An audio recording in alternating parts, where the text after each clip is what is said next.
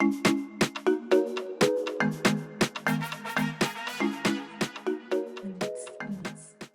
we're live. And we're live. Welcome again to my podcast. So we could probably crop out the beginning of anything. Okay, wait. Yeah, time out. But are we live? Are we live? Do you want to do the photo now or later? Do I need to look at the camera? Are we live? Exactly. Oh my god. Okay. Serious now. You don't have to be serious. You can Okay, fine. It's fine. Okay, got it. Let's get a glass. How about that? What were you asking if you want to take the picture now or after? No, we'll do it later. Okay, cool. Awesome. Mm-mm. Isa Otero. Welcome. Thank you. Well, thank you for having me. No. Supposed to say that? I mean, this is taking so long. What do you mean it's taking so long? The intro, dude. Okay. There's no intro. That's it. There's no intro. Okay. Look, it's Friday. I'm having a beer during this podcast because it's Friday. So Yeah, it's Friday. Fuck it. Can I curse? you can curse. Okay. You can just be yourself. Okay. Completely yourself. Great. First, show your sleeve to the camera real quick. Oh, okay. There you go. Flex for him. There you go. All right, now we're good.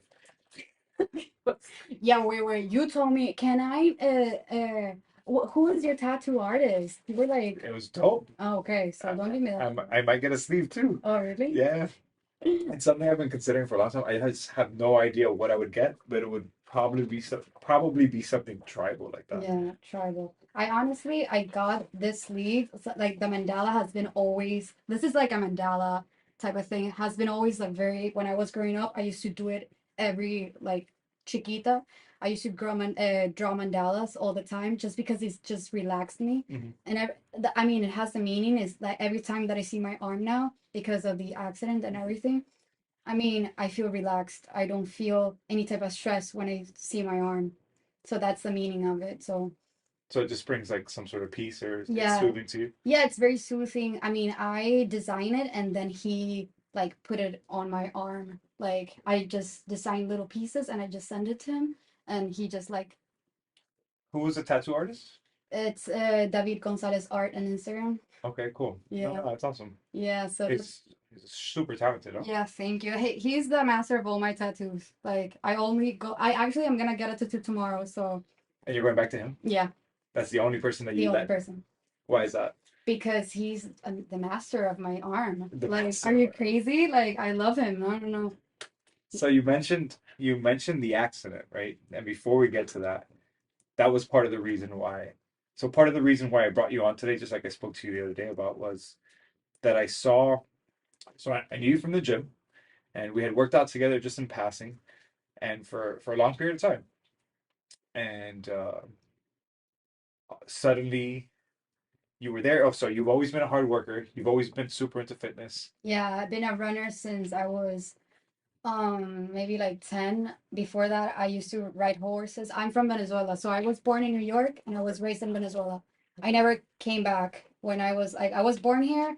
Like 6 months, I was shipped to Venezuela again. I never came back, not even on vacation. I didn't know that like this country existed or anything. Okay. So, I mean, in Venezuela, I used to do a lot of sports. First was horseback riding, and then after that, I competed in many like little like tournaments and stuff, and that really pushed me to be like more into the run like sports in general. So then after that, I was in soccer, and then after soccer, like my mom was like, "Yeah, this is not feminine and whatever," and I'm like, "Oh my God, I mean, I don't know."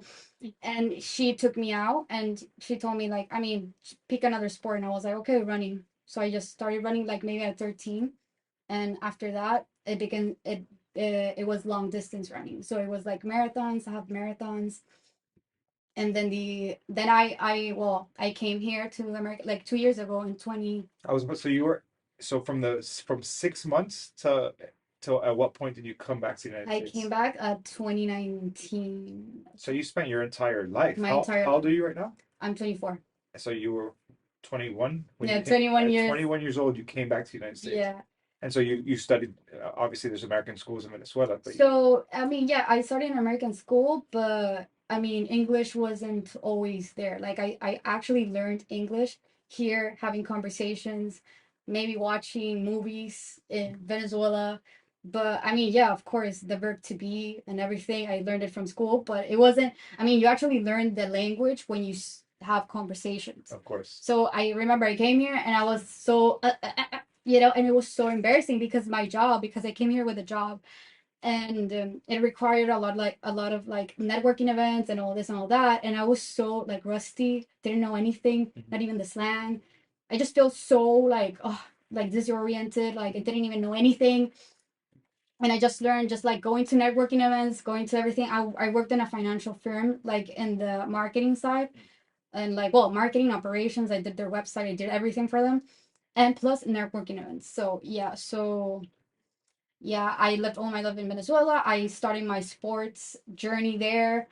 Also like just thinking about it, it was also like an escape for me. Like running was always an escape because What were you escaping from? so I mean like my parents, like growing up, like of course everybody nowadays have like, okay, my parents had like a very nasty divorce, Okay. very nasty. My dad was very abusive with my mom and me.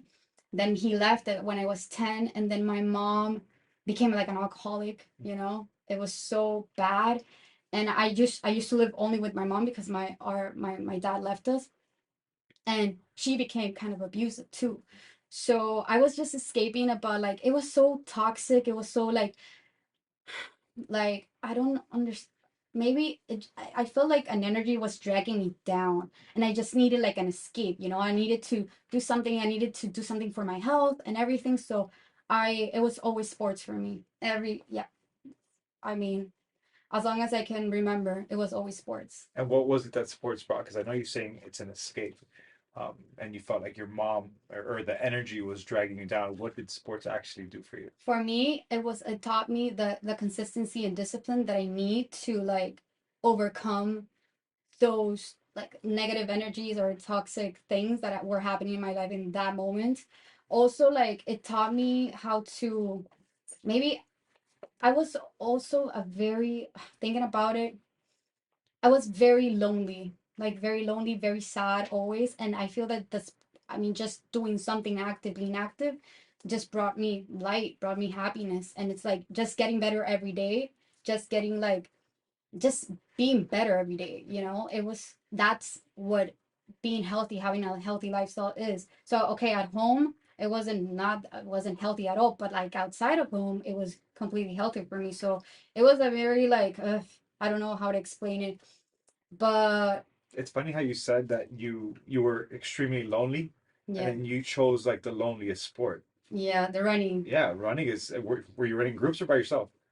by myself. You were running by yourself. Yeah, It's interesting that you chose something yeah. that. Running is a very like your individual sport. Yeah, you're isolated. You're isolated, and there's a competition of like you're only competing with yourself. Mhm. That's how it. I mean, and always thinking about it. I mean, yeah, I was always competing with myself. I was just trying to be better at school. As I wasn't like very, I mean, my focus was always at sports. I mean, school, yeah, I was good or whatever, but it was always like, okay, school, like sports, always trying to be better, progressing. And well, when I came here, So your real drive and motivation came through sports. yeah, since I was very small, Okay. but it was always like a discipline, like running, soccer, horseback riding. Like it was only one. It was not, oh, well, I do tennis too. Oh, I do like swim. No, no, it was only one, and I focus on that. So coming here, well, I don't know, like in the accident, do I need to talk about the Oh, I mean, so okay. So part of the reason, again, part of the reason that I brought you here is because I saw that dramatic change. Yeah, You went from being this girl who was extremely athletic but quiet, reserved, yeah, and then it was really via Instagram where I knew that um, you were struck by a car, and you'll tell that story now, but you were hit by a car, and it wasn't just the accident; it was what followed afterwards that really caught my eye, and I was like, "What's going on with Isa?" And I checked in with you just to be even when you were at Jackson, I was I like, oh, remember. I was like, "Do you want me to swing by? I know people there. Let me know anything you need." Yeah. Um, but I didn't want to be intrusive either, right? I was gonna show up, hey girl, what's up? There's some flowers, some balloons. No, I just wanted to make sure you were doing okay. Um, But afterwards, I saw that your Instagram changed. I saw that you got this sleeve. Your look changed. Sexy pictures started to pop up on the internet. And I was like, what happened to this girl as a result of this accident? Not externally, not the surgeries you had, but what happened to her internally? Like what changed in terms of her mentality? So, So, okay, so we talk about like my past, right? Like my parents, how I grew up, everything. Then I come here and I was in a relationship at the time. So, I mean, my relationship with my mom as well wasn't working. Like me and my mom, we have always been very different. Like we've never gotten along. I mean, I think that we're better now, yeah. but I think that like we have like different perspectives, we have different ways of thinking, which is really, I mean, her way of thinking is not the way. It's not that I'm very close-minded. It's just like it's not the way. So it's like we've been always like conflicting with each other. I think, I feel, well, it's a truth, like she has never had my best interest regarding everything, regarding my future, regarding everything, because she has made bad decisions. That's the truth, right? But what makes you say that? What makes you say your mom didn't have your best interest? Just because the way that she treated me, the way that she just made it very difficult for me living in Venezuela. I mean, she's a great woman. I mean, I don't want to talk No, bad no, about her and I'm not. because I I still like, my mom is my mom and she will forever be my mom. But for the longest time, there's very blurry things that, I mean, people have told me, hey, your mom like is like this, and I was very blinded for a very long time until it just like I realized that she didn't have, never my best friend. Like she never helped me with college, she never helped me, like there was never like food in my house. I There's some things that were growing up very hard for me, and she didn't have the initiative to get better, you know? So what was that because of the alcoholism? yeah, I think it was very much, yeah, it was a very like hard time. I always went to like my friend's house, Isa, that she's my best friend, that from high school. She now lives in Boston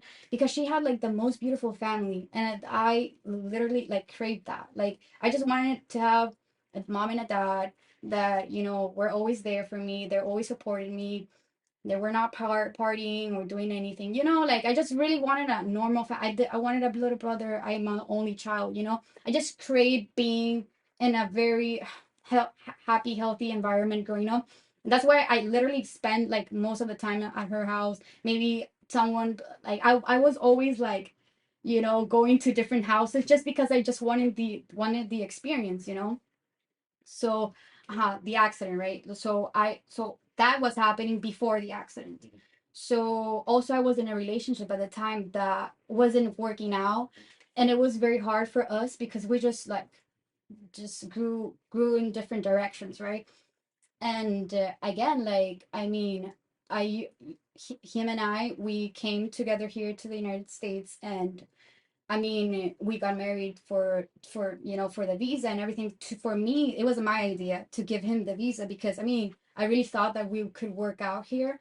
And like a lot of people don't know this, but I mean, I was married. I was married at 17, you know, like, It's okay. you know, but it's all good because I did do it with the intention of, because I loved him, Yeah. you know. But who knows about love at 17? But I truly thought, because I always been a forward thinker. Like I was with him here in Venezuela, and I was like, dude, plus Venezuela is all corrupted. There's like there's not parties. Like, I mean, I don't want to say civil war, but at the time there was kind of like a war going on. And me and him, we used to go like throwing rocks and like with his bike. We were like Guerrilleros. guerrilleros, like Yeah. literally we lived that life. And it was because we couldn't even go to work, we couldn't even go anything because everything was collapsed in Venezuela. And I was like, this is not the life that I want. I was saying that without knowing this existed because I never came here after I was born. You just knew. And I just knew this wasn't for me. Like I just knew it in my blood, and I was like, let's get the fuck out of here because I can't take it anymore. And he's like, well, I'm not going if I'm not legal, I'm Venezuelan. And I'm like, uh, okay, let's get married. Let's go. Like that. I was How like and that. it just was at 21. How long did it take you? 17. So at 17, you made this decision, Yeah. and it took 4 years. And it took a year so he can be legal, so we can go to to go to here together because of course I didn't have the support of my mom, but his family supported us, and we didn't come here with money either, because I mean, we're he wasn't rich, I didn't have anything. Uh-huh. And like we came here, but like unfortunately, like we drifted apart. And I mean, a lot of things happen, and I'm not here to talk about No, no, any it's okay. Actually, relationship I stuff. wanted to ask you about Venezuela itself, Yeah, because I think a lot of people don't realize how recent history, extremely recent. I yeah, mean, so many years ago, 5 years ago, 6 years ago. Um, what was life like for you day to day in Venezuela in it terms? was horrible. Like there wasn't, you know, how is like living without knowing a future. I've been always a girl that I know what I want. I know how to get there. I mean, I always what I'm a very goal oriented girl. Like, and I knew that this it didn't function as a country. Like everything was so corrupted, internal lines for everything. There wasn't food, and I What lived do you call the guys who stand outside of the supermarkets? The Bachaqueros? What is it? bachaqueros. Yeah, The but I Bachaqueros are guys who stand outside of the supermarket for you, and you have to pay them pay more them. Yeah. so that they could go in and buy the products for you and then bring them back out. And everything is not only are the products marked up inside of the store, then they're marking it up for you also. Yes, and it's way more expensive. Yeah. So also you have like your ID, and every if you're like if my ID ended at like 8, I could only go to buy pasta at like 2 days a week.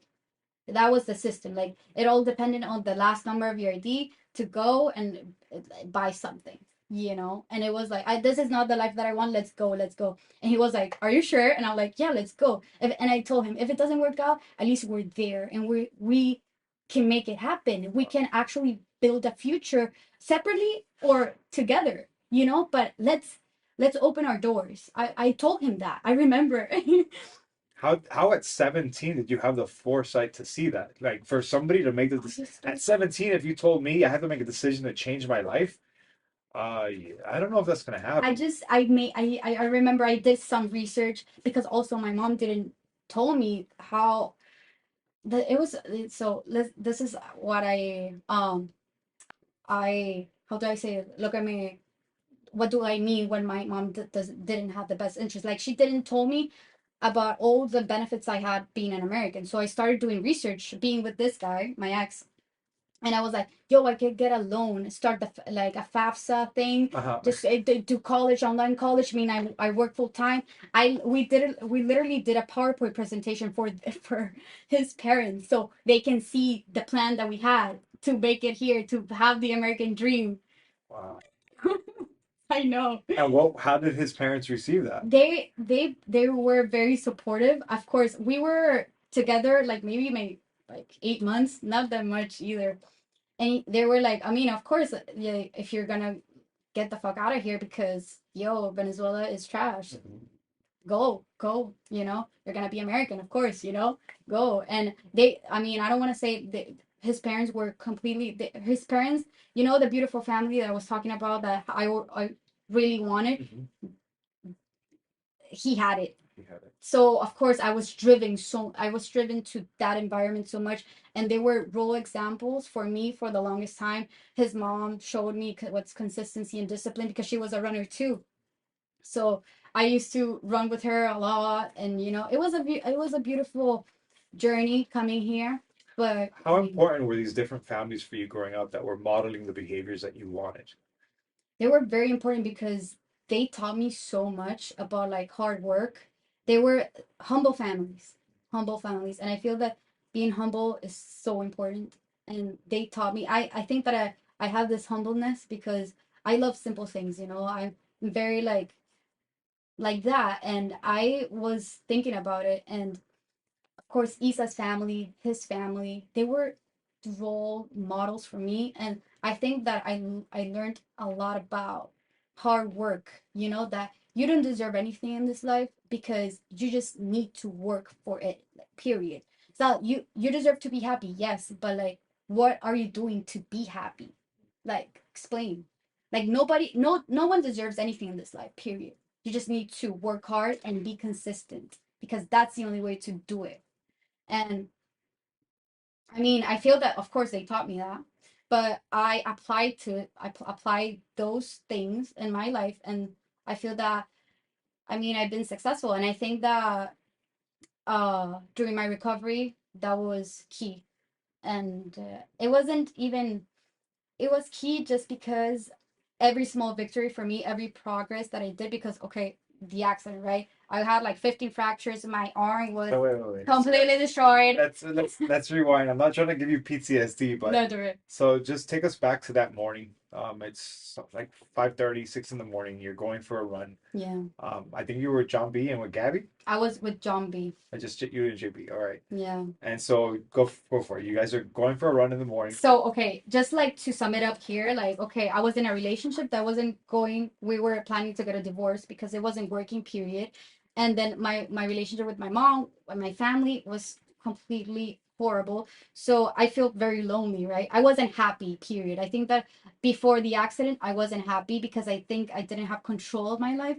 Then the accident happened that, okay, I was running in the morning with John B because every morning we used to run before doing a legacy class. So we were running. I actually went right now because, I mean, the wrong address. And I just went and I just saw, oh my God, Lejeune Road. It was in Lejeune Road. I was crossing. I jaywalked. Okay, jaywalked. Wait, Lejeune and Coral Way or where? Lejeune and, no, Lejeune and, yeah, in Crowe. Yeah. Yeah. Just, Alhambra. along, yeah, I think Okay. so. Lejeune. I don't even know directions, so like give me a break. So so I jaywalked and I got hit by a car, yay, and I just don't Wait, remember anything. so you don't remember the moment right before? Because what John had told me after the accident, he's like, we were jogging in place, waiting to cross, waiting for cars to pass, and that he looked and he saw the car coming, and then he looks again, and next thing he sees is you flying through the air. I never talked to John again. I mean, shout out to John. We love you. I love you. But I'm so We love you. sorry. We love you. I'm so sorry because I feel that I didn't even know was. I mean, I think that I didn't even see the car. And yeah, the thing that I remember was like, oh, like I remember being on the floor, right, just like waking up, like just because I felt that I felt running. So I was there, I was like, oh my God, I felt running, what a pussy, like whatever. So I was like, okay, let me get up. And like, okay, it was if you think about it, it was a weird train of thought because I was like, okay, let me get up. Let me use my arm to get up. Like, who the fuck thinks like that? And I like, when I was like, oh yeah, where are my arms? So I thought that my arms were in my stomach, and when I looked down, there were no arms. So I was like, where are my arms? And I just looked a little bit to the right, and this arm was completely destroyed. I feel that it didn't even have my shoulder; it was like detached. And this one, I don't even know what happened. My legs were like facing the wrong ways, and I was like, and I think that I remember John saying like, you just got hit by a car, don't move. And I was like, what? And I just passed out. But I remember a very calm thing. I feel that, I don't know want to say it, but like I just felt so defeated that I was like, I don't have a choice. I just need to, I mean, it wasn't like, oh, okay, I'm gonna kill myself. No, it wasn't like that. But it was like, let me chill Let me just. for the first time. Let me chill, don't think about anything. And I just felt so defeated because I wasn't in control of my life because all of these conflicts, and now I wasn't in control of my body. Like, what am I gonna do? So I remember I was in the hospital. Ugh, it's so blurry, whatever. I remember that I thought I heard something of an amputation for 1 second, and like that I didn't feel something. It was really scary, but at the end of the day, I was okay. I was stable. It happened in the Super Bowl, so there was a lot of accidents, and just because I was stable, but I was in the ICU. I mean, I was really really bad because it was like. I think like 15 fractures, 6 fractures in my arm, the other one in my legs. I had like a lung contusion, there was something in my lung that wasn't working. I was in the ICU, whatever, but I was stable, right? I mean, people were going crazy on the Super Bowl, and they were priority because they weren't stable. So they got the upper hand of like having surgery. And I was like, okay, I was literally like 3 weeks like laying like this in the room waiting for surgery. My muscles atrophied. I was going to tell you that for every day you're laying in an ICU bed, your muscles atrophy by like 3%. Yeah. So imagine if you were there for 2 weeks, like, yeah, you must have felt flaccid by the time it was. Flaccid. I couldn't go to the bathroom for like forever. I mean, it was so bad. But at the end of the day, I mean, I got discharged, and when I get discharged, I Wait, was how many surgeries did you end up having? it was one, but like 12 hours. Okay. So you had multiple fractures that were probably It repaired. was yeah, and I remember that my hand was like completely destroyed. This hand. Do you have scars at all? Or? Yeah, I had, but he covered it with a tattoo. Wow. Yeah, it was really, really nasty. And I remember I was so swollen. Like I couldn't even do like this. Touching my hand was on my elbow, was by elbow. Like so bad. My legs, everybody told me like, oh, your legs are gonna be fine. And I'm like, really? Cause I mean it hurts so much. And I was so happy in the hospital, you don't even know, because I was so high. Like I was like doing drugs all day. That food was amazing. I don't know. The food in the hospital was The hospital, like I was like, I remember a friend that like called me. She was like, "Hey, how are you?" And I was like, "Yo, the food is so good here." And she was like, "Okay, you're yeah, high." those are just the drugs. Because did you have a morphine drip that you would just Morphine, and then like dilaudid, yeah, dilaudid. dilaudid, yeah, yeah. So But it helps you recover. as a result, I didn't do a lot of meds when I got discharged Good, because I was like, I'm gonna get clean. good. I rested a lot. Like it wasn't that I didn't rest because of the pain. No, I did rest. I told you. I remember that you DM me. You should take meds, and I'm like, no, because I'm good. I don't want to be, como se dice, like an addict, whatever. You're like, you need to rest. You need to take the pills, and I'm like, okay, I'm good. Yeah, right. Okay, No, okay. and the reason I tell you that is because a lot of people try to suck up the pain, and recuperation and recovery is actually a lot slower. If for people who Yeah, are stoic and try to fight through the pain, your body actually releases more cortisol. It slows down recovery. It yeah, slows down your body's ability to repair tissues. So that's why I was like, stop being stubborn. yeah. A stubborn Venezuelan woman, just take I the remember. medication. I remember. And, okay, wait. But because of the accident, I got laid off. I was working and I got laid off. That for me, my job is everything. Because I mean, of course, I'm here. I'm an immigrant. Mhm. You know, my job is everything. I needed to pay rent. I needed to pay my things, medical bills. I like lucky enough I have insurance. But okay, I didn't like my life was so like twisted and ruined. Like I just felt I didn't have control, and that for me, having control is everything. And yeah, so I got discharged, and the recovery process started again. Well, the recovery process, yeah, because I got discharged, I was in a wheelchair, and I was like for the longest, well, not maybe it was a day, because I'm not gonna lie. Yeah, people think that you're so strong that you know all this. I had maybe a day or two that I was like, why me? Like, and Of you get me course. like, why me? Like, what did I do? Like, my life was already so sad. I was already so unhappy. Like, what did I do? And I feel that uh when I started thinking about, you just like avoided confrontation. You're avoiding a lot of things instead of like telling, I started thinking like telling your mom things how it are, how you think they are. You just avoided that. I've been always a girl that has like, I'm not a conflict girl. I'm always so chill. Like, oh, you fight with yourself, fight with the wall. I don't want to, it's a waste of energy. No, at the end of the day, you need conflict, but not conflict as fighting. You need conflict as resolution, Yeah, to find a resolution. because the only way to be happy is to tell people what do you want, like especially in a relationship. That I learned, I never told him like what I wanted. So like, yeah, we drifted apart, but it was because of me too. I mean, I don't want to say, yeah, we did have our differences, but it was mainly because I was so submissive. I was like, I didn't express what, like how I want to be happy, like what do I really wanted to do with my life. So I didn't tell my mom, like I didn't, whatever, my job, like all the things. I was like, yeah. And I thought was like, being in my wheelchair, thinking about like, I'm gonna be happy. And I think that I need to work on myself first to be able to achieve the level of happiness I deserve, no, that I want, Mhm. you know? So I just started my fitness journey. So I started waking up every day, doing little bands, doing little things in my wheelchair. I publish everything on social media.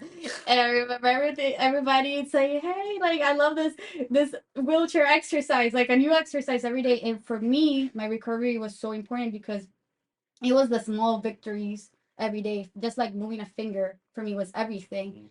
having touching my face for the first time was everything for me. I remember I cried and everything just because it didn't have range of motion in my elbow. Mhm. I was like I couldn't. And just knowing not never taking things for granted because I mean the elbow was so important. I didn't even know that. And I was like, shit, I touched my face. Yes. And just the small victories. And that's how I say tell people every day that train with me, just stay consistent. Every day do a little bit more because that's how you get results. Mhm. And believe them because you will get better. You just need to start. And I started doing simple things hasta que me paré from my wheelchair by myself. I did physical therapy by myself because there was COVID. And I just did all my things, all of my exercises. And it was such a beautiful journey. I mean, I'm so happy that the accident, I mean, it sounds weird, but I'm so happy that the accident happened because just throughout the journey, like I always tell people like, well, I don't know, I this is how I think about it. Like being physically strong gives you the confidence to be emotionally stronger, emotionally or just like having the power to be better. So for me, I took control of my body and I took control of my life as a result. So after that, after all of this, I finally like me paré in my wheelchair, empecé a caminar. I was like, I'm gonna confront the things because avoiding confrontation is delaying the inevitable. So I was like, this has to stop. Like I want to be happy. So I just confronted, the person, my relationship, my mom, everything. And I feel that now and I was like, life is too short. Like, I want to be happy. So that was the main internal conversation you were having was Yeah. that was life is too short. Life is too short. Yeah, I tell everybody that like life is too short to be unhappy. So you need to look for your happiness. You don't deserve anything. You need to look for it. You need to work on yourself. You need to work on your job. You need to get up and find your passion because if you start now is gonna be better than starting like if not starting at all. Like if you start now, you're gonna be closer than starting tomorrow. But so many people are discouraged and they're like, oh my God, but there's so much work to do. And Honestly, like everybody has their own things, but you're not alone. Everybody's going through stuff. Like that's how Sonder means that everybody is going through stuff. Like don't feel alone because you're not the only person that's suffering in this world. Everybody has their own things, but just you have the decision to be better because it's your life. Like it could sound very cold, but like you're born alone and you will die alone. You're like el protagonista de tu propia historia. So make a change if you're not happy, if you're not satisfied, because just settling for it for less, so for not being happy, you only live one life. Yay. no, so but you got hit by a car to get this message You, across to you, I know. right? Yeah. So how can you convince somebody who hasn't been hit by a car, who hasn't been through that trauma? They do want to change, but they don't have a Honda Civic or whatever it was that's making them flip It through the was air. like a Corolla 1992. Nowadays, I'm Us- gonna kill. But what do you say to that person who hasn't gone through that major life shift or that major trauma in their life to convince them that they need to change? What do you tell them? I just tell them that, I mean, the thing is, life is too short, man. Like, you need to, if you want to tell her you love her, tell her because what's the worst that can happen? She's gonna say no. It's gonna be a heartbreak. Yeah, for like, I don't know, 2 months, 2 weeks. But at least you know, at least you have the answer and you can move on to the next thing. Mhm. You need to start making decisions that are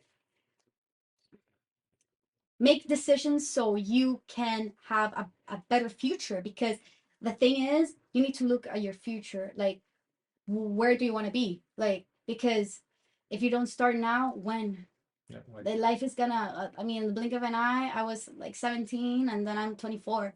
You're like what, 40? I'm 38 now. Get it. No, I am. I'm 38. I'm going to be 39 this year. I'm fine with that. I'm good with my age. Yeah, Believe me. and it's But like and I have seen it. I've seen how quick life is. And quick, yeah, and you need to be satisfied with yourself.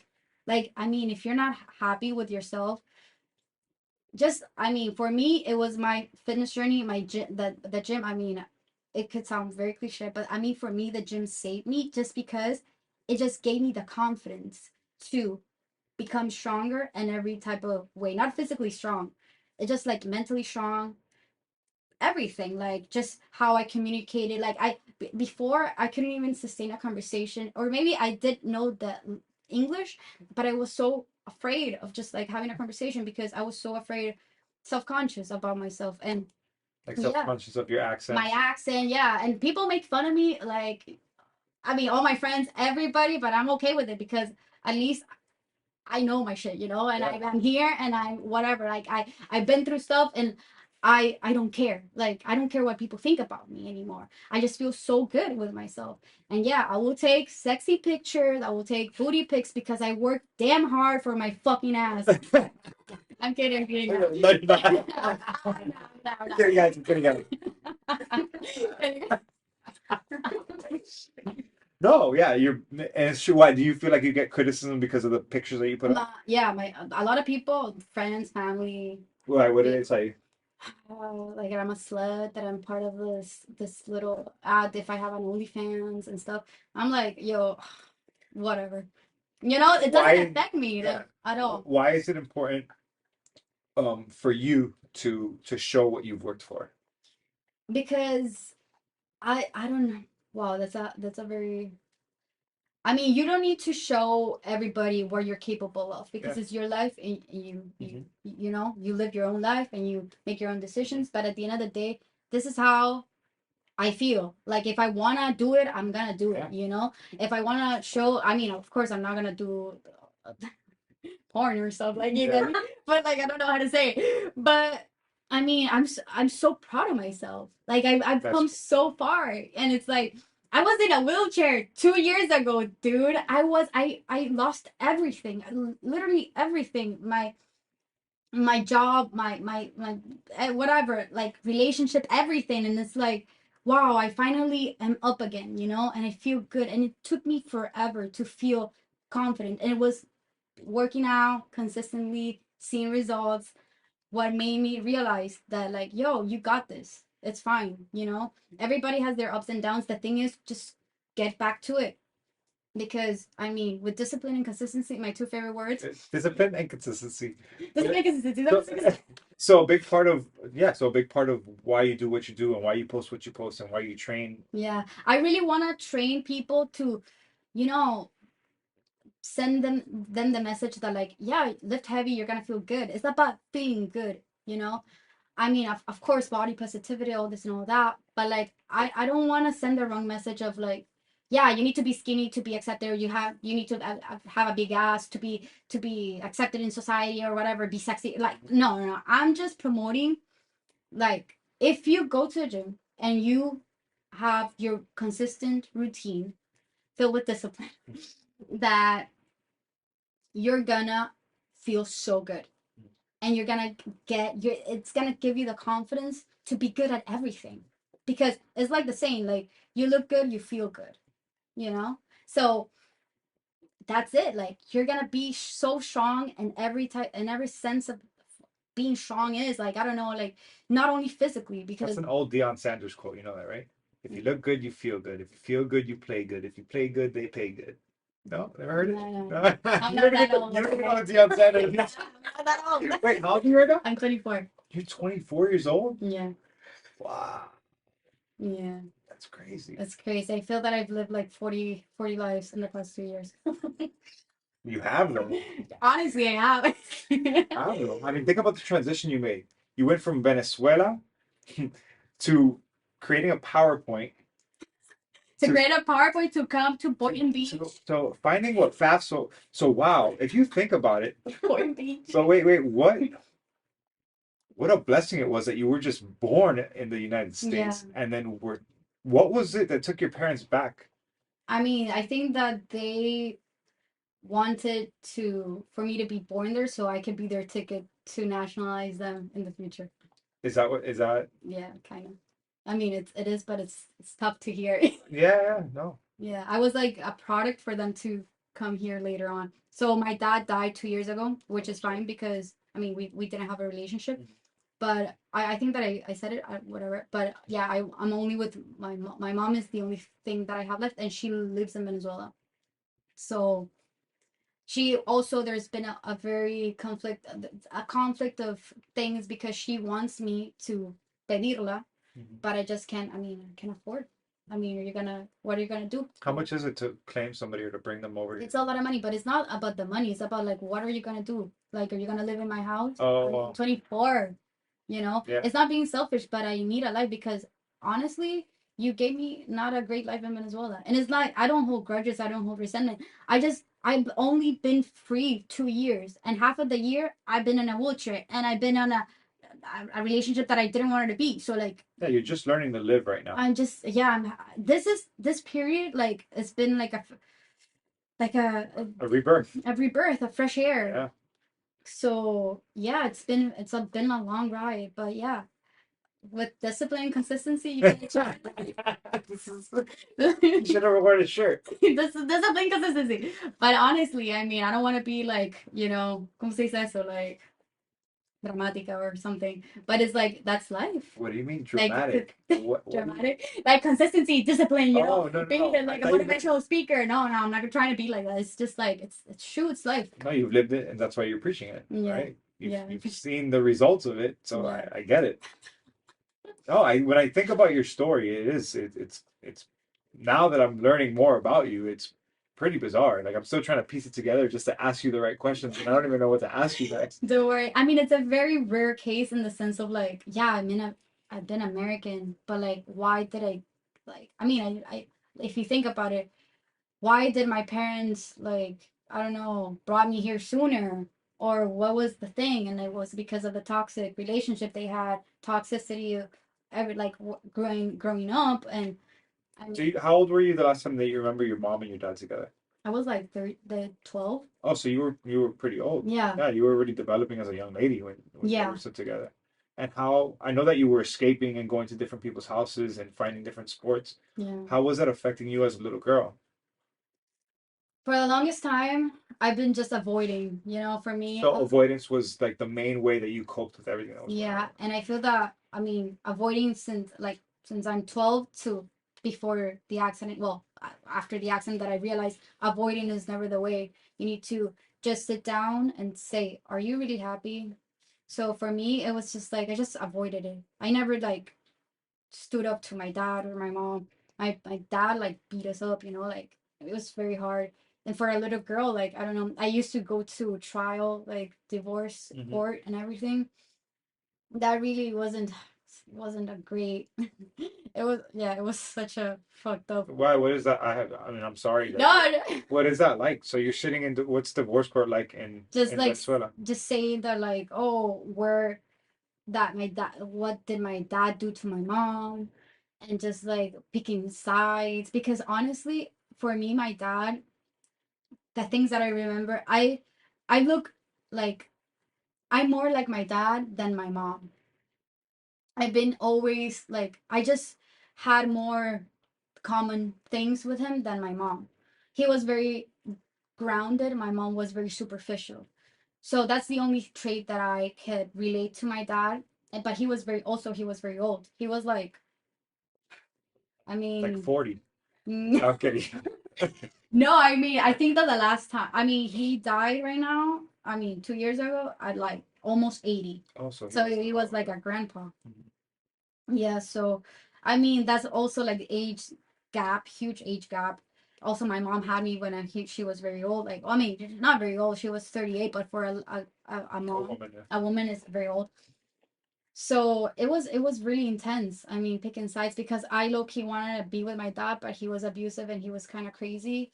But I had to pick my mom because all of this and all of the judges, and not the judges, the lawyers and everything. It's like it's really intense. So this was up to you to choose which family, which Yeah, parent you because wanted to go with? I was old enough, and I mean there was a lot of evidence that he was being abusive and everything. So, I mean, yeah, but later on, I mean, my mom turned into being abusive as well. So, I mean, it wasn't like la chancla or anything like Cuban thing. Hmm. She actually beat me up, and I remember that for the longest time I used to wear makeup because we we got into fights that they were like, dude, like this is not healthy. Mhm. And I mean, I get her like single mom and everything, but violence is never the way. Never the way. If you want to do something with violence, you can box. I boxed for a little bit, and that was so good. And because I felt that I had a lot of rage after the accident, I did a little boxing, and that is so good. For just Channeling, yeah. Yeah. channelizing the rage. It's really really good. So Like so if you've learned so many things throughout your childhood through coping, right? So, yeah and avoidance, you say, is one of them. yeah What makes you think that you won't resort back to that coping mechanism, like in your next relationship, yeah. where there's a conflict that presents itself, but then how can you fight through that to actually confront that person and say, hey, I don't like when you did this? Because communication is everything in a relationship. And if you're not able to communicate what you're experiencing internally, um, that relationship isn't going to work. So how can you change that now moving forward? Have you been challenged with that? Have you been able to implement that? So yeah, communication is key for every relationship.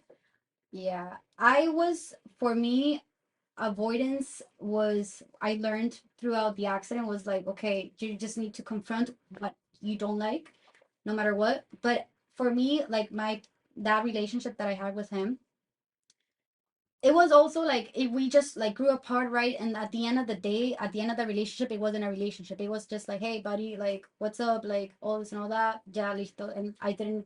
Sometimes I didn't even like see him for days or whatever. You get me? It was so. It was when the day came about like, hey, ya, se acabó. Like, I don't.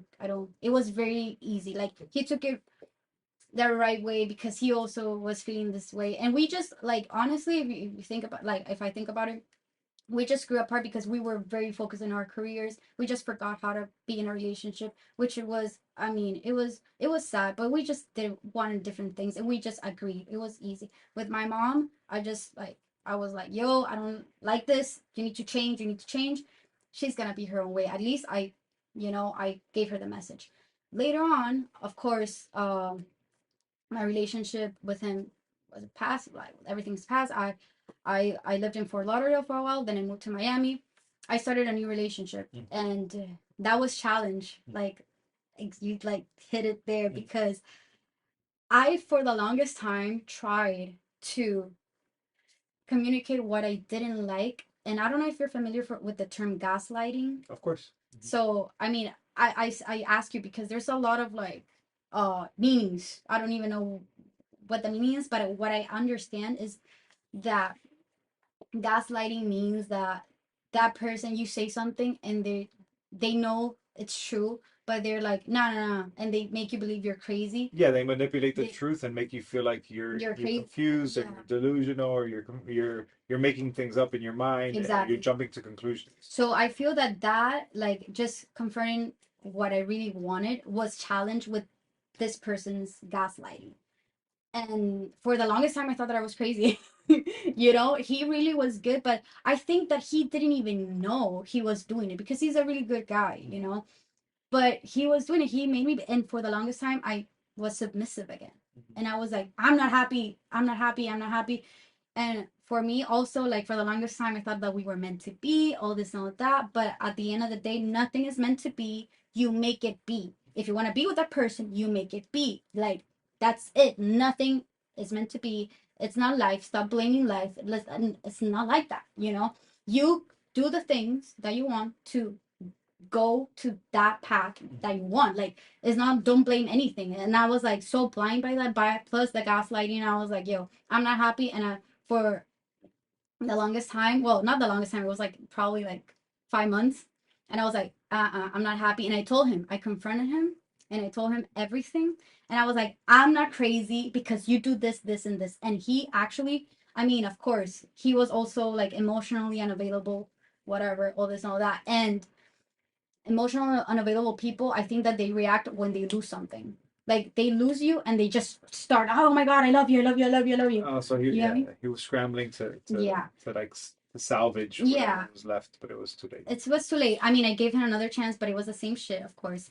And But that was very challenged by this thing called gaslighting, and I was like, wow. Like I thought that I was like powerful again, and of course that was another lesson. I mean, still I'm a work in progress, you know. Have you ever seen a therapist at all or no? No, this is my first therapy session. That is not a therapy This is session. a therapy session, no. This is not a therapy But session. And the reason I ask you is because I mean you've been through multiple traumas, whether no, for real. And this is not, and this is for anybody who's listening too. And this is, it's interesting that you haven't been to therapy because there's so many people like you who had a lot of issues that were going on throughout their childhood. You had this major life transition at the end of your teens. You found yourself here in the United States, like, and so then you get into this relationship and then you get into an accident and all these different things.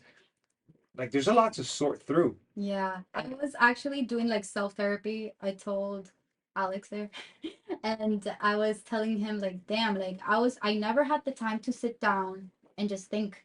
You know, Yeah. I've been always like doing the accident. I was like working, changing jobs, moving. I moved like 3 times, like, and I was like, wow, I connected dots because I realized that like yeah, I was looking for a normal family, and I married this guy that had the most beautiful family. So it was like, oh, I did this because of this. Yeah. Everything has an explanation. And then I was like, okay, I want to be happy, all this and all that. I fall into another relationship in which I thought that this was the happiest, and no, like it's not always like you think that you got it, but at the end of the day, there's always a challenge, and you need to overcome it, and you need to confront what do you want, what do you really want, because there's always gonna be challenges. That life is gonna challenge you, and that's how you become stronger. But why do you think you haven't been to therapy? Is that something that you just weren't like hasn't been introduced to you because of the culture in Venezuela? Is that open in Venezuela? Like I mean, yeah, but I think that I haven't had the time. And I think that I really believe I'm so good. Like I've never believed that I really need it. You know? I think that I don't know, what maybe is therapy to you? I was gonna say Yeah. that. What is Because I therapy? really think that you need to be like depressed or something to go to therapy. Oh, far from the truth. Far from the truth. Yeah. Yeah, because the way that our brains are wired, like you will go back to past behaviors Yeah. unknowingly. And so, like I've in the middle of COVID, I went to therapy. I've been to therapy on 3 different occasions in my life, and probably should go now, honestly. And there's nothing bad that's going on in my life right now. There's zero. Actually, like Bad Bunny, estoy en mi peak. That's where I'm at right now. Like I feel really good. Don't laugh at me. Oh my God. I really feel good about my life where I am right now, but I still feel like, damn, I could probably benefit from going to therapy because there's different things that are going on that I probably should sit back, slow down, and process before I just keep moving forward. Because I can even hear it when you talk. You talk like you run. You just go, Go. Yeah. right? Yeah. And so it's important for us. And I'm the same way. And right now I'm injured, so I can't work out. So it's like I have to find different things to Yeah. to drive that energy towards, right? Um, and I'm not here to send you to therapy, so don't worry. But I'm just saying people who have been through all these different situations like yourself would definitely benefit from therapy, even though now you feel great. Yeah. And because I could see it through, um, well, through Instagram, through the way you present yourself, through your self-esteem. Even when I called you and spoke to you and asked you about coming on, like I could hear your confidence, right? Um, and that's coming from somebody who's been through all this shit for For a the while. longest time. Yeah. So At the end of the day, I mean, everybody goes through shit, but you're right. I mean, I think that, well, I told you, I've never talked about the depth of the accident because it wasn't only the accident. It wasn't like, oh, I was hit by a car. It was all the things that were going meanwhile I was in the accident, you yeah. know? I was so unhappy. It was for the first time I wasn't in control. Not having control of your life, especially your physical aspect. Like, I mean, that's a downer. Like, you feel that you feel ugly, you feel that you're not worth it, you feel so bad. And I was like, I think that I need to make a change. You So know, wait, and while you were in the hospital, how long were you in the hospital for? like for 3 weeks. For 3 weeks. And in that whole time, you never saw a therapist or psychologist? No, I'm in shock. no, I didn't. Because I would, like me as a patient, if I'm laying in a bed in an ICU, my mind is working, but my body isn't. There's so many people like you. who are going through it mentally, because I'm sure every day at therapy was a at physical therapy was a huge mental feat. It wasn't just a physical aspect of doing it. It was like, fuck, I can't touch my face. Am Yeah. I ever gonna be able to move my arms? Why am I so swollen? Yeah, I remember that the doctors were very, not negative, they're always like very safe in their answers. They were like, "Yeah, you're not gonna do this for a while." Like, "Oh, how long?" Maybe for 10 years. And I'm like, "Oh, okay." And I remember it was so funny because the first time that I went to a checkup, it was like, oh, I was already walking. I was like secretly going to the gym, like doing like burpees and stuff. And and that, I mean, the first checkup was like to see my X-rays and all this and all that. I went and I sat down with the doctor, and he told me, "Oh, when was the accident? Like 3 years ago?" And I was like, "No, it was 3 months ago." And he's like, "What?" And I'm like, "Yeah, 3 months ago. I mean, maybe like a little bit more, a little bit less. Like I don't know." And he's like, "Can you do a burpee? Can you do a like a squat? Like it doesn't need to be perfect." And I'm like, "Okay, yeah, whatever. When can I go to CrossFit again or Legacy again? Uh, Okay, when can I go?" And he's like, "Wow, you should be a case study. That's crazy. We never seen something like with those fractures. I mean, you're already cleared. Your bones healed fantastically." mhm. And I'm like, "Okay, when can I start running again? Tell me." He's like, "I mean, give it like a little bit." I was already doing it, like, Mhm. So they were like, "Wow, I can't believe this, all that." They told me that I couldn't like lift a weight maybe for like 3 years. I'm like, I'm doing pull-ups already. That's awesome. Have you done a 23andMe or one of those ancestry things? No. And I asked you that just out of curiosity, since you said you were a case study and your bones healed so fast. I wonder what your Maybe. genetic makeup or your genetic background is. That would be interesting. So wait, and what's your profession? So I'm a marketing analyst. Okay. So what I do is, I mean, it could be a little bit combined with software engineering because I do all the, marketing campaigns, Facebook, Instagram, paid campaigns Mhm. for larger corporations. Right now, I'm like doing all the health corporations. I do the back end of all those campaigns. So like the audience, all the like the URLs, the pixels, the tags. You're hired. I was like, what are you looking at? I look at Erica like, we can use her. You're But, hired. but yeah, I do that. Also, like I do a little bit of website development Mhm. here and there. I mean, before my job right now, that is like that it's my dream job because I finally landed on a media corporation. I wanted that for the longest time. I had it. I started like in September. Mhm.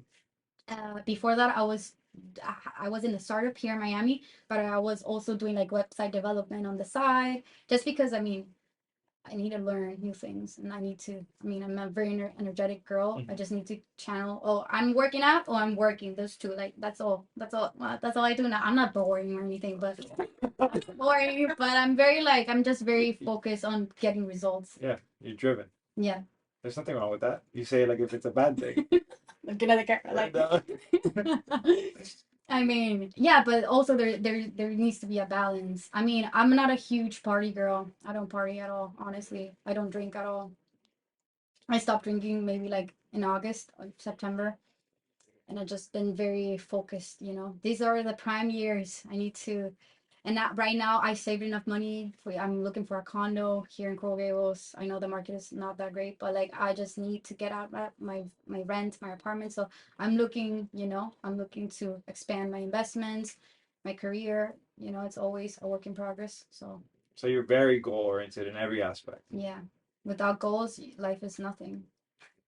Like, are you He's sure? like, are you It depends on who you ask. Maybe there's a Buddhist out there who says that goals are I mean, if useless. you don't have goals, you need to work on yourself, Uh, right? Like, Why you asking me? I mean, everybody needs some type of goals, just little goals, small victories, just creating Why? your Why is that so important?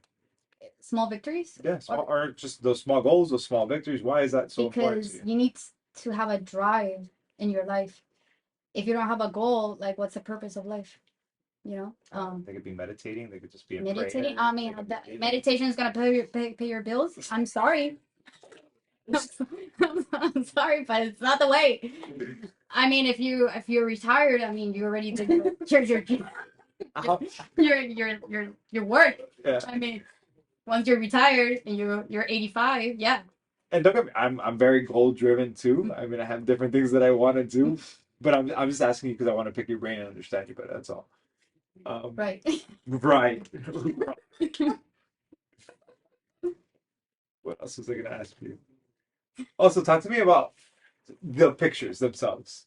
What's Talk to me about what's your relationship like with orangutan? Because I know you've gone back a couple of times to take Yeah. pictures with them. I mean, he's from Venezuela. He's Oh, is he? yeah, I don't know anything about him. I've seen his work, yeah. beautiful work. He's from Venezuela, and like, I mean, we get along because of that.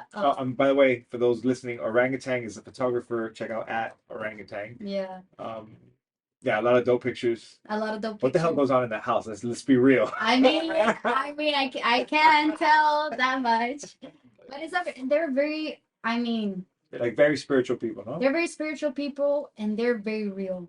They're the most honest people I've ever met. That's so. Honestly, and they have their own dynamic. I mean, and it's great. Work for them is great.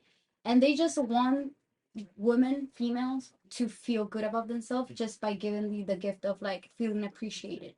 And that's how they do it through their pictures and everything. They have a lot of projects going on, but I can say like I went to Orangutan's on his birthday. Like he's a very, very, I mean, he taught me how to drive.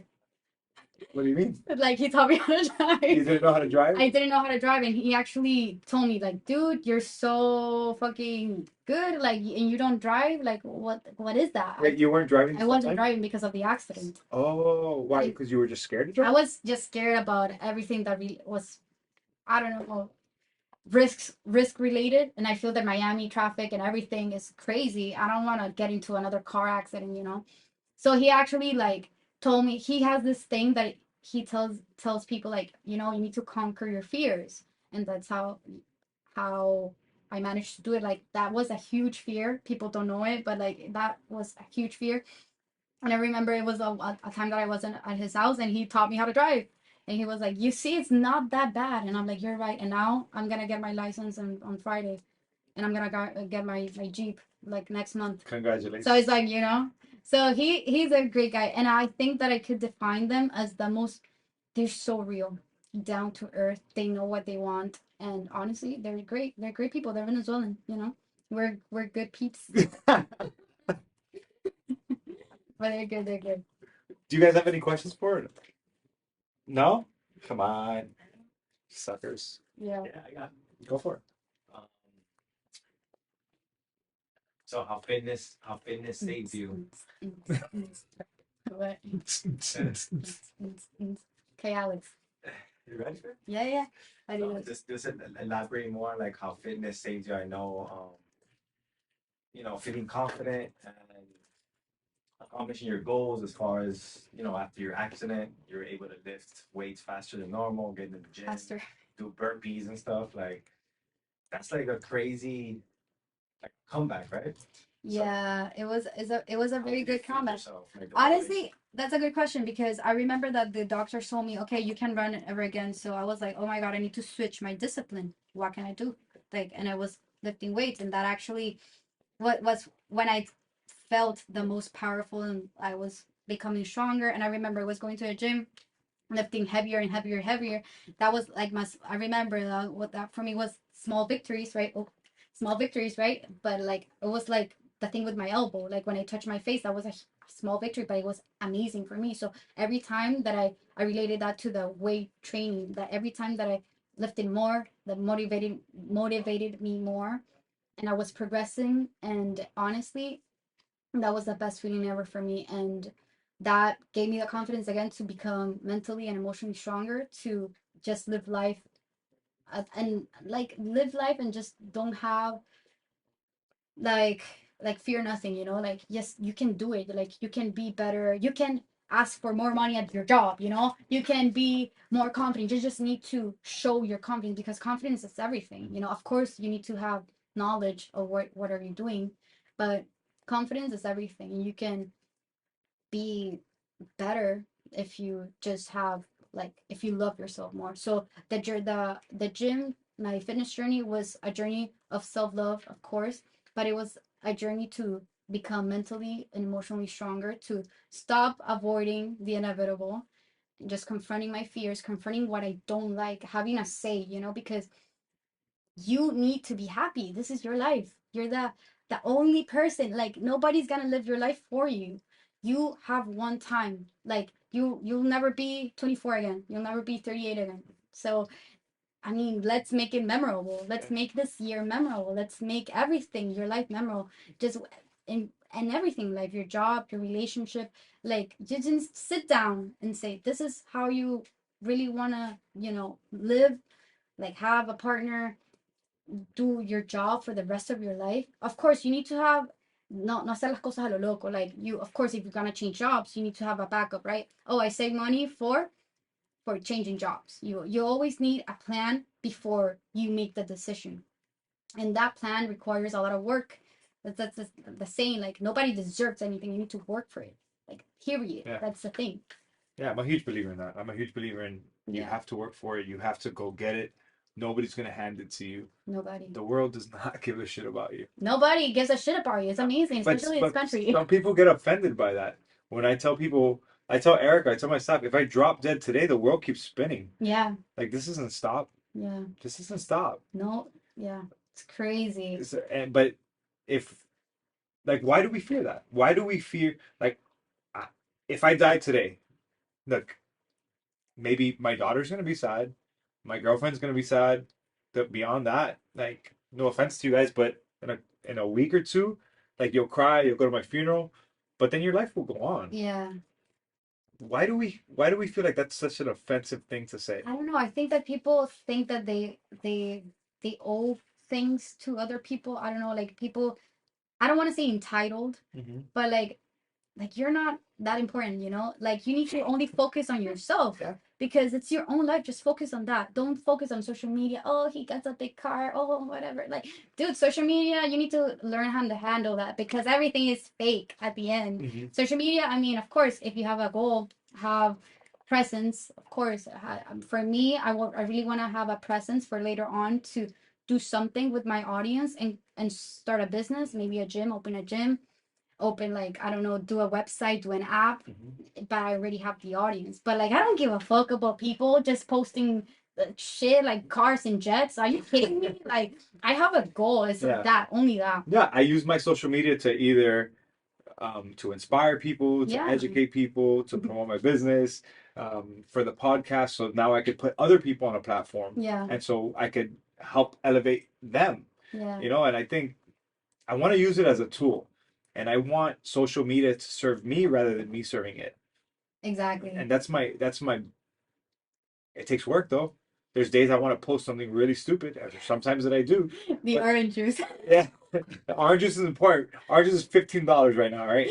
That shit was so funny. But I really do. Well, that's still informing people that inflation is crazy. Yeah. Like I don't know what the hell's going on. Like you're trying to buy a condo right now, Yeah. and I'm sure you've seen prices go up probably $100,000 in about a 7-month period. Yeah, it's crazy. It's crazy. But yeah, going back to what we're talking about. Sorry. It's okay. We were talking about something. It wasn't on social media. It was just like something about something, and I forgot. But yeah, at the end of the day, like yeah, you can't. About us dying. But yeah, that people think that they're important. No, they're not. As it sounds cold, and I said it before. You are born alone and you die alone. You could have the most beautiful family, but yeah, I mean, when you die, they're gonna die soon. Like not soon. They're gonna die. Sorry. They're gonna die eventually. You're gonna die. What it's important is because you know what was really really tough for me, that now I remember when I was in the hospital. I was like, dude, if I would have died, this is what initiated my thing. If I would have died in this accident, I would have died so unhappy, you know? And no, you should die happy. You should die like leaving, like not having regrets. Of course, not doing stupid shit, of course. But like if you want to do it, dude. Like life is too short to be unhappy. And if you want to tell her you love her, do it. If you want to ask for a raise, do it. ¿Qué es lo peor que te pueden decir que no? You're not gonna kill yourself because of it. At least you now know and you can move on. So that's was all my mentality throughout the accident, throughout my fitness journey. And stop avoiding confrontation. Life is too short. You need to make the most of your life because you only live once. A big part of what I was teaching when I was at the University of Miami to my students, which the majority are predominantly female, was that valuing yourself, speaking up for yourself, valuing your craft, your knowledge, your education, Yeah. and then not being afraid to negotiate when you're looking for a job or a contract. And they struggled with it a lot. And I think that course, it was a course called professionalism. I spent the majority of at least one lecture just going over beefing yourself up and valuing yourself and valuing your skills. And I still have students to this day who have written to me randomly, an email, a text, a DM, that are like, "Yo, you were right." And all I did was ask, and they gave me more. And I'm like, "Yeah, because if Yeah. you value yourself, other people will value you." Yeah. That's what it comes down to. Yeah, negotiating and knowing your worth. Of course, that sounds super cliche, but like, yeah, it's so important. Just, but like knowing your worth in every aspect of your life, just your job, your relationship. Like, I mean, that's how it works. If that's how it works, if you want to be happy, you need to be with someone that has the same interests, the same values, everything. Oh, you're not a party people. I'm not a party people. Of course, Mhm. I mean, there's always this thing that like opposites attract, but until when, Mhm.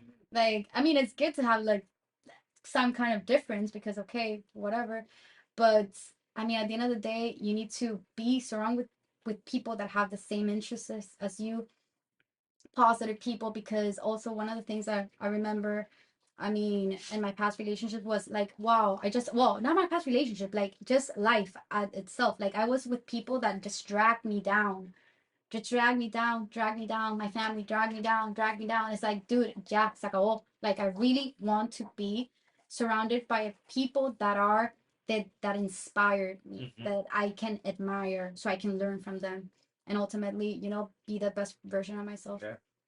And I said this yesterday, but I'm gonna say it again because it was a pretty cool quote. And it said, "If you look around at your circle of friends and there's nobody who inspires you, you don't have a circle. You have a cage." So I was like, Well, oof, like, thank God I got good people that inspire me, but that's important for people to look at, right? yeah. Look around at your circle and say, well, are these the right people? Are they taking, and not that they're bad, No, they're not not that they're bad. bad people, Yeah, but maybe they're holding me back from doing something that I really want to do with my life. yeah, And sometimes we got to check ourselves, right? And say, yeah. well, You need to sit down, yeah, think about it. process. Yeah. Yeah. I think that I've been very not lonely because I'm okay being alone, but like right in this period of my life, I don't have a lot of friends. I mean, of course, my high school friends are here. I just see them every once in a while, but I just choose not to be with people, sometimes because I have other goals, I have other focuses. And yeah, I feel that, I mean, I don't have like a crew, a huge Mhm. crew, but I think that I can say that I can motivate myself enough to, just, you know, be for me to work hard for me to have goals, so everybody needs friends, everybody needs everything, but there's a time for everything, Yeah. so But I think you've always been self-driven. I yeah, mean, it sounds like you were always, well, not only as an only child, yeah, you have to yeah, so you have to push yeah. yourself. I've been always very like inquieta. Mhm. Like if I something doesn't feel right, I will just do the other thing. But it was like no brainer. I just do the other thing. It's just like a sense, like a spasm that I Let me have. ask you, so you go through this horrific accident where you could have lost your life, right? You got hit by a car at 6 in the morning. It's almost like you were given a second chance. What do you feel? What do you? I don't know if you thought about this or not, but what do you feel your purpose is in life? I feel that like I think that God gave me a second chance. I mean, I don't want to like believe that. I just want to believe that. I mean, yeah, it was a second chance. Like, I mean, no brainer. That he said that, I mean, you there here's a second chance so you can build your own life the way that you want to be, for you to have a second chance, for you to do what you feel like that's right. Nobody will tell you what to do. Nobody will tell you what to feel, what's the best thing, like what's the not the best thing. You do you, you know? And like I've been very, I mean, it's not careless, but I've been very focused on just because for the longest time I was such a people pleaser. I was such a How like would the old you have, since you just said that you were such a people pleaser, how would the old you have dealt with the criticism about your social media and the things you're posting? How? I wouldn't not have it like private account listo. Yeah. Like nothing. No, no, no, no. I would have probably stayed with the my ex husband, you know. I would have just like stayed and just because and he's doing great. I'm so happy for him. But I would have just stayed in a place that we weren't happy. In that place, I would have not say anything to my mom. My mom probably would be here, you know, by now, which is I mean, I love her, but like it's not right now. It's not the way to go. Yeah, It's not the smartest decision to yeah, it's go. a big financial responsibility. Yeah. And some people might, so now people will get this, oh my gosh, she doesn't want to help her mom. And it's No, like, I helped her in many ways, but like yeah, this is not. It's not the smartest way to go. You yeah. know. And it's been really really hard because I mean she's in Venezuela and here, but I mean she's pretty like she has her own life. I have mine. At the end of the day, I need to make a living. Nobody has helped me do anything. You know, I mean, I have loans. I have college loans to pay. I'm gonna get in a mortgage, you know, like damn, it's a lot. And it's like I mean, right now I can't afford having someone that depends. I have Don Julio, my dog. Don Julio is your dog? And You for don't me, drink. I don't drink, but like I mean Don Julio, Donzi, like I just for me he's my baby and just having him I feel Is he a Boston Terrier? no, he's a I Frenchie. know, I'm just kidding. Fuck you. I hate you. But just having him is a huge responsibility. Like he's my child, he's my baby. Like Yeah. nobody fucks with him, and I'm like, "Ugh, I need to provide him the best life possible. I need to buy a house with a yard to be, you know, with him forever. Like you know, Forever. We were talking about death a little while ago. Your dog is gonna die with you. I know, I know. Okay, I think fine. you saw the Bad Vegan, by the way. The what? The Bad Vegan, the documentary on Netflix. I haven't seen it. That's about a girl, well, that she's delusional, whatever, but she's with that toxic relationship with the guy that says that her dog is gonna live forever if you do this and this and this, and your dog is gonna elevate to another whatever atmosphere if you give me $70,000, all this and all that. No, And she gave it to him? yeah, I gotta start conning these people, man. What's the other one? no, The that swindler. yes, like I need to start like That's crazy. I these are mean, good I'm deals. sorry, girls, but what the fuck? You crazy? I need to start hitting up people for $50,000 and see who gives it to me. Like, hey, please, my dog is gonna die. Please send me $50,000. I mean, not even a GoFundMe. People say she just 75, 100,000, like that, dude. And I'm just like thinking, dude, really? And you're just trying to buy a little No, condo in Coral just like Gables. condom Coral Gables, bro. And I have college loans. I mean, but whatever. I'm so grateful just to be here, to be alive again, to just restart my own life. It's been a long ride, but I really love it. I was thinking yesterday, I was just crying. Not crying, it's so dramatic. But I was just like I love that she always looks at the camera whenever she says it. This means you're right. just thinking about damn, I'm so happy right now. Like I'm so happy. Things are going. I mean, there's life is ups and downs, but having this liberty, having this freedom, coming from Venezuela, that shit was so bad. Just being here, just like looking at my window, just seeing a beautiful day, going to South Beach, just tanning. And I mean, of course, there's crazy people in South Beach, there's crazy people everywhere, but like, still, dude, like, what a blessing. I'm so happy to be alive, you know? That's awesome. And I mean, I mean, work has been horrible lately, but I'm so blessed to have this work and the huge corporation I always wanted. And, uh, and it's great. I just feel so secured. And yeah, being alone, I mean, of course, there's doubts and everything, but I mean, that's life. That's the challenge of life. That's the beauty of life. That's is what the doubts are. The doubts, I mean, I mean, without that, not doubts, but like uncertainty sometimes. I mean, Yeah. you never know if you're gonna lose your job tomorrow. Like, God bless. No, you get me? Oh, I've been there. I've been there. COVID 2020. Me too. Why you lost? Oh, because that's Uh, right. Oh, during the accident you And I lost your had, job. That was a fucking wheelchair. Let me remind you. I didn't. No, I didn't forget that part. I No, yeah, I got let go from the University of Oh Miami, yeah, I saw the podcast. which was pretty cool. That shit was, yeah. I was like, damn, I can relate to this. Yeah. But then you did this. Yeah. And so out of Yeah. that failure, and the same thing with you, out of this major event in your life, I didn't get hit by a car, thank God. But don't want to get hit by a car, God, all right? Oh, you already had this, Oh yeah. It's crazy. We're all broken in some way. It's okay. Yeah, but the broken people that are the best people. And then we overcome. You see, guys, you guys gotta break your legs or something. Do something Yeah. exciting with your life. No. She snorted. Sorry. Damn, I was gonna ask you one more thing and I forgot. Come on.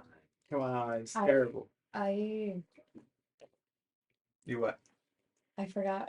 Wait. I was gonna say the. I don't. I really wish the. I mean, I hope that this podcast, like. I mean, you're gonna send it to me, right? Oh, Issa thinks that she comes on a podcast and that she's gonna be able to review it and decide which part she edits. That's not the way it works, guys. So if you're a future guest and you think you're gonna get this before, I was like, what are you looking at? Is another? camera 1, camera 2, camera 3. I'm gonna camera 3. If you think that you're gonna come on the podcast and then you're gonna get the video beforehand, you're wrong. But it's okay. You didn't. I mean, you didn't say anything incriminating. You didn't talk about any of your drug dealings or anything like that. Yeah, really fun.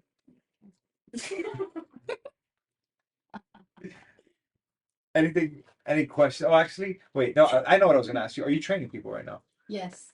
Are you actively accepting new clients? Yeah. Okay. Where can they find you? I mean, Midtown, Miami.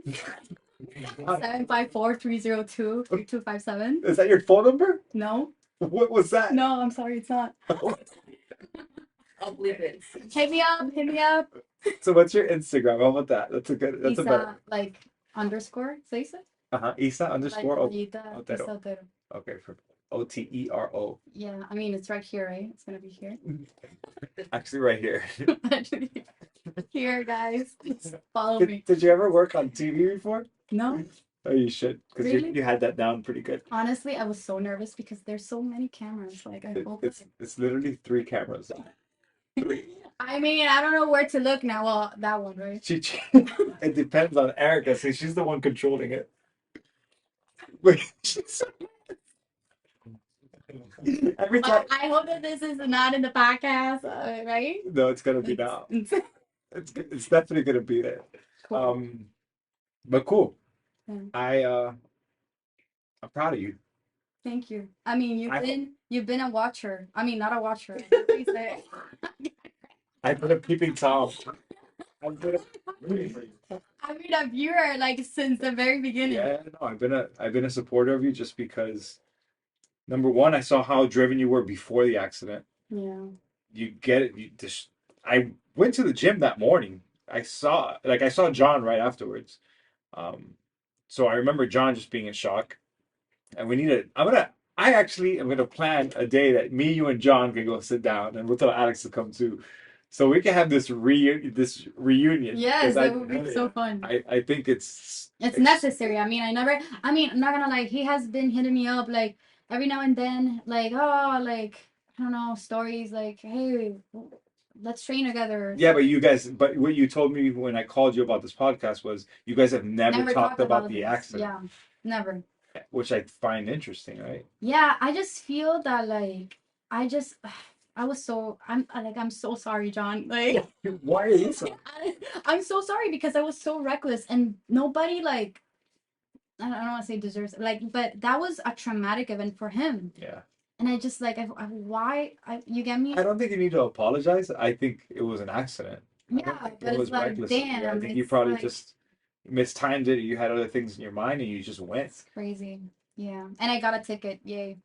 Oh, We never talk about the ticket. no! Say it real quick. I got a ticket, $90, $90, okay, because I got hit by a car For jaywalking. because of jaywalking. That's Bullshit. Bullshit. Did you pay it?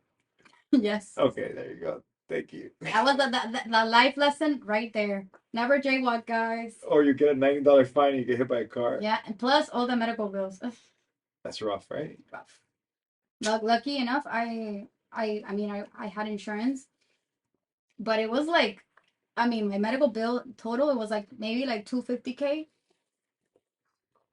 I paid like with whatever, like 20K. Like 20K. Still, I mean, I was here maybe a year. I didn't have money saved or anything. You know, it was rough. Like, but at the end, I mean, they're financed or whatever. Yeah. I made it. I made my ways. Mm-hmm. Damn, you're strong. Thank you. Like not physically, but like mentally, emotionally. Thank you. Thank you. Do you see? Do you see it though?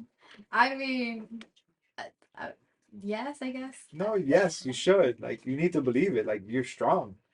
I've never been the type of girl to victimize myself or anything. Like, it's like everybody has problems, especially here in this country. Everybody's going through a lot of shit. Maybe even like a breakup will fucking kill you, you know? And it's like, who am I to say like this is people? There's people that don't have legs and arms, and I'm here complaining because I need to be in a wheelchair for 8 weeks not doing shit. At least I have my limbs, you know? I mean, I'm so grateful, and I'm so grateful at the end that everything happened the way it happened because it taught me so much, and I'm here. Like, who would have known that I was here? I was gonna be here, sitting, like, talking to you about this. Yeah. No, It's crazy. you definitely have a story to tell, and I hope that people get some strength for whatever it is that they're going through your story, because the resilience you've shown and just the grit to get through it and recover is it's pretty cool. It's inspiring. So Thank you. Thank you so much. so thank you very much, Lisa, for coming on.